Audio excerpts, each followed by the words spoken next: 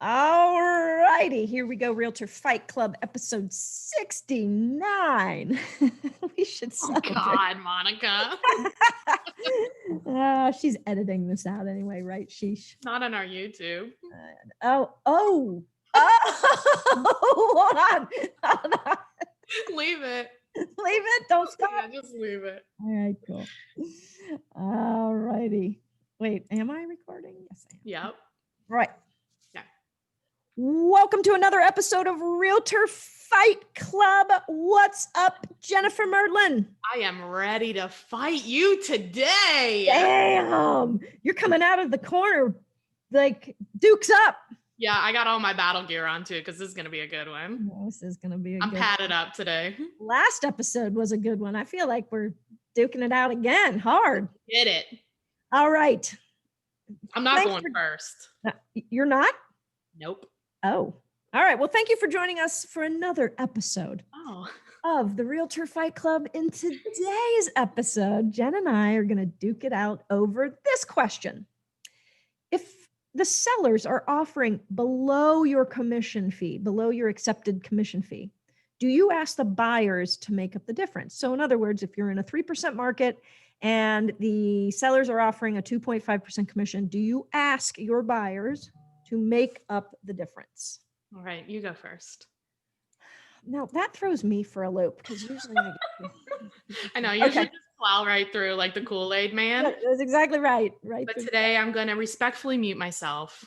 Whoa, okay. I'm just kidding. I'm not doing that. All right, so here's what I think about this. The answer is no, I don't. I just flat out don't. I have a deal right now that I roll. I know I roll. If you're watching this on YouTube, you can see it. If you're listening in your car, just imagine it. You can feel it. You know, now here's one thing that pisses me off when I didn't notice it. And it's like, I didn't see it until the freaking closing. Why would it matter? I know, but that just irritates me. I feel like I have one right now and the agent said up front, by the way, this is a 5% listing. Are you okay with 2.5%? I said, yes. So done deal. Nice. That was my choice and I'm fine with it. Right. Okay. So I'm not going to cause my buyer a level of stress around something that actually isn't a factor in their side of the process. My financial deal is with the seller. Now, if I have a standard that I hold up to, then I can just say to that agent, no, I'm not doing that. That's my standard. Why should my buyer have to pay the price of that? And here's why. Are you done? I'm sorry. Yes, go. I've gotten a lot of feedback that I need to stop being rude. Oh, please don't. We won't even have a show if you don't show up rude. Come on. Anyway. Yeah. I'm going to respectfully disagree with you. Here's why. I think that most agents that say that they won't do this, I think most agents aren't actually doing a buyer consultation and most of them are not having a buyer sign the contract. Do you do a buyer contract? I don't always do a buyer contract, but I always do a buyer consultation. I'm talking about a buyer contract. And no, I do not. Super. So that is the answer to most agents. And this is why I get backlash. So my answer is yes, they pay for it. Now, to your point, not always. Okay. So like I've had this come up a few times and they don't always pay for it. Sometimes it's because like this type of loan won't allow it. Okay. Or, I mean, you can always up the price and then whatever. Anyway, there's certain circumstances where it just causes too many problems. Mm-hmm. But here's the thing. We always do not only a buyer consult, but a buyer contract. And the buyer contract says, and we go over it in the consultation. Look, most of the time, this is our charge.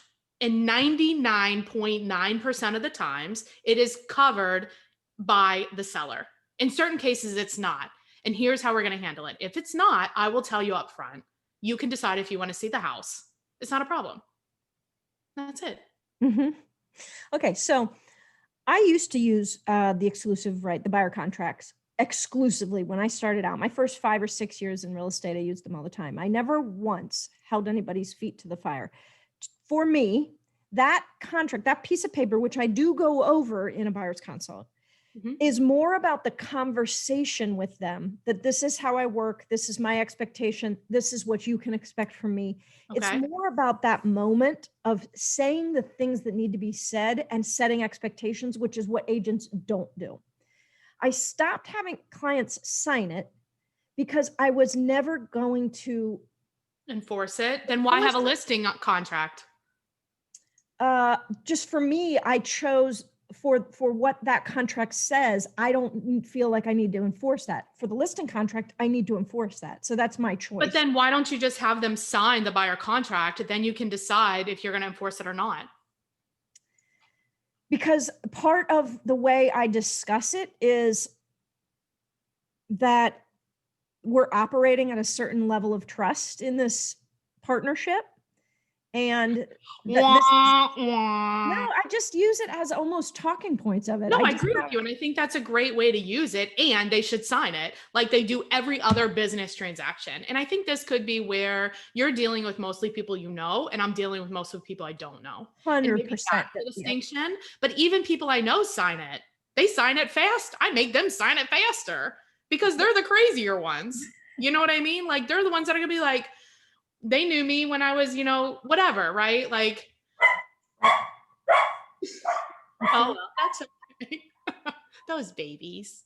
I'm sorry. Should we? Monica Zoo shows up today. Aaron, we're going to have to. They agree with me. That was an agreement. Hold on. Okay. Start over. All right. I think that it's okay. I go. It's all right. So, I mean, I think that it's important because we are business people, and this is a huge mistake that I think agents make. They don't get a buyer contract signed. Get it signed. That way, then you can decide if you're going to enforce it or not, rather than not getting it signed and wanting to enforce it but can't. It's stupid. It's a bad business decision. And I'm just drawing that line there. I won't sit here and disagree with you.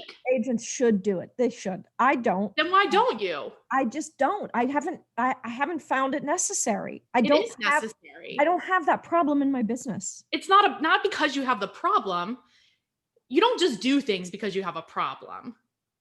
Listen, for me to set the expectation and have an eyeball to eyeball conversation with a client as to how to handle themselves when they see a for sale by owner, how I get paid, what I'm going to do for them, and what they're committing to me, that is enough for me. That's how I choose to do business.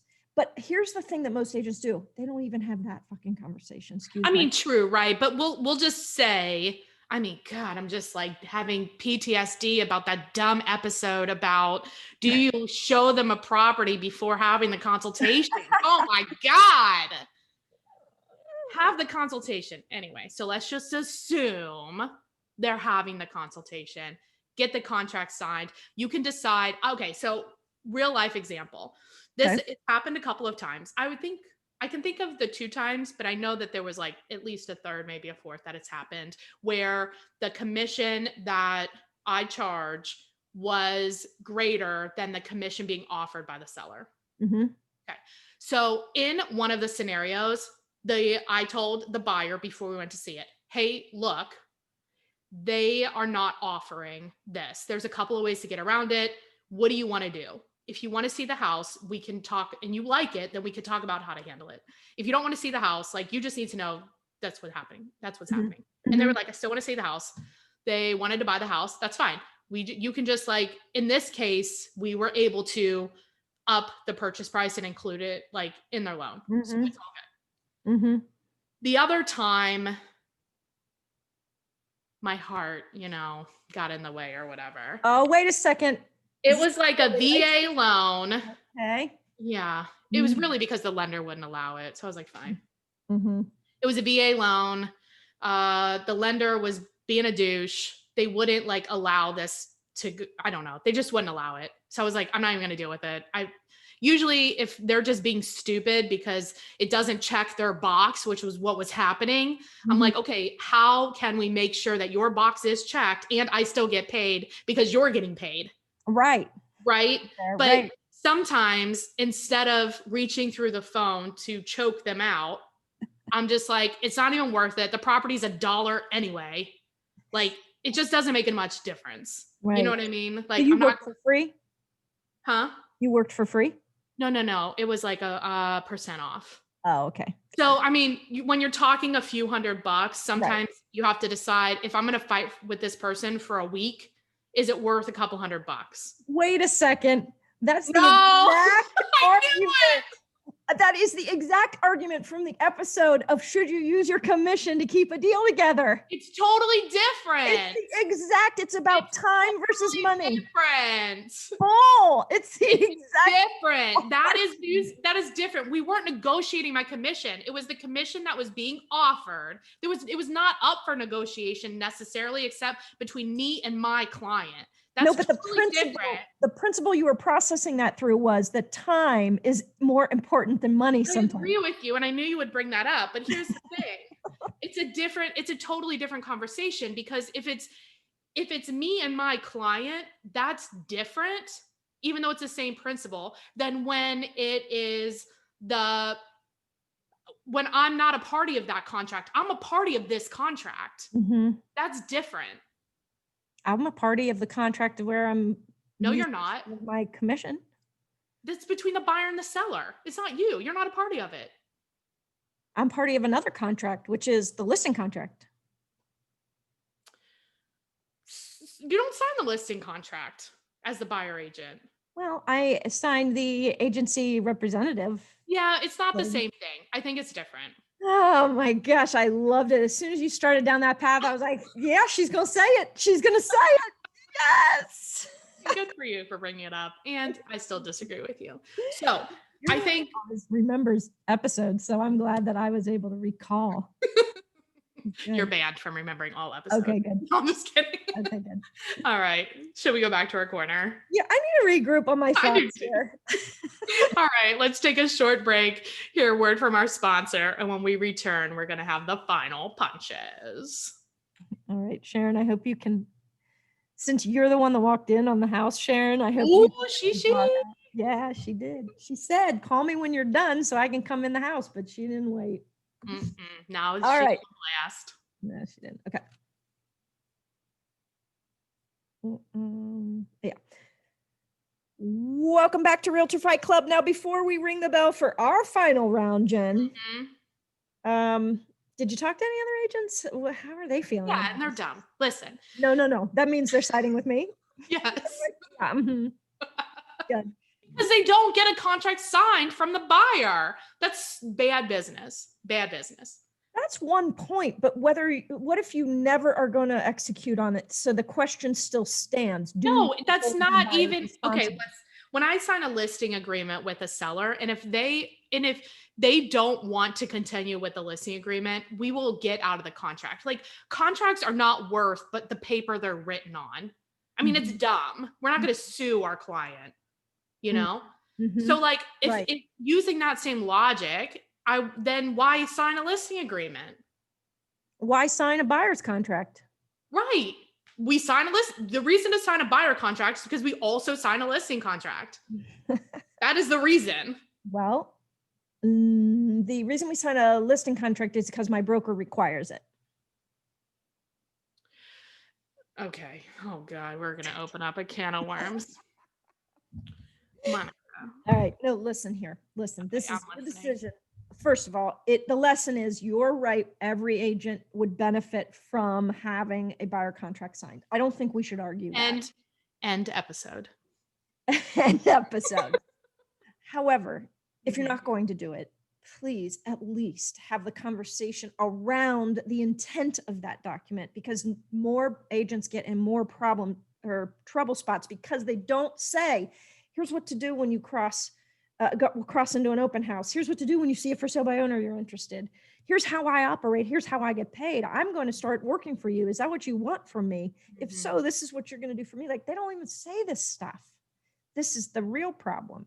But the question today is, will I work for less money if that's what the seller is offering? And I'm not going to stand in the way. If this is the right house for those buyers, I'm just not going to stand in the way over a grand. Yeah, but this is like you're giving up your commission too easily too, perhaps. Perhaps. Right. But I will leverage it for, hey, here's the deal, guys. Just so you know, the seller is offering less than I normally charge. and I've gone to my broker and it's fine. And I just want you to know I want to do this for you because I want you to have this house. And now, same agent that, what gift do I give? Oh, oh my God, you need a timeout. I do need a timeout. I feel like my timeout should be in Fiji. Yeah. Where's the one place where like you can stay in a little hut on the ocean? Maldives. Is that the Maldives? Yeah. I think the Maldives. I think we both need a real fight club session from the Maldives. Let's do it. All right. I love it. All right. Well, I disagree with you, obviously. And I think that, I agree with you in the sense that like, yes, you should, as a professional business owner, have a contract with every customer, and you will have a contract for listing customer. You will have a contract for the buyer customer. That's it. Right. And if you feel like you are allowed to change your mind and how you will pursue any discrepancies in the contract. And so this gives you that choice. Without it getting signed, you have no choice. And I think whatever the opposite of legitimize is, I think having the contract legitimizes you as a business owner. So freaking do it. And on that note, we shall end the Realtor Fight Club. End. I think that's going to have to be the end of today's battle. You're Do you right. think there was a knockout today? How do you feel about this topic? I mean, I feel like maybe you might win this one just from a public standpoint. I still believe that I'm right, but I think you're never going to admit it. I don't know. We'll see. If you agree with me, comment #Team Mertland. Team Mertland. With Monica, #Team Monica. All right, guys, go to our Facebook page. That's Realtor Fight Club Podcast, and let us know what you think. We really value your opinion. Yeah. And make sure that you subscribe to wherever you're listening to this and write a review. It helps us get seen. Also, Monica, if anybody wants the contract, I'm happy to share it. I think I have a Word document for them so they can change it.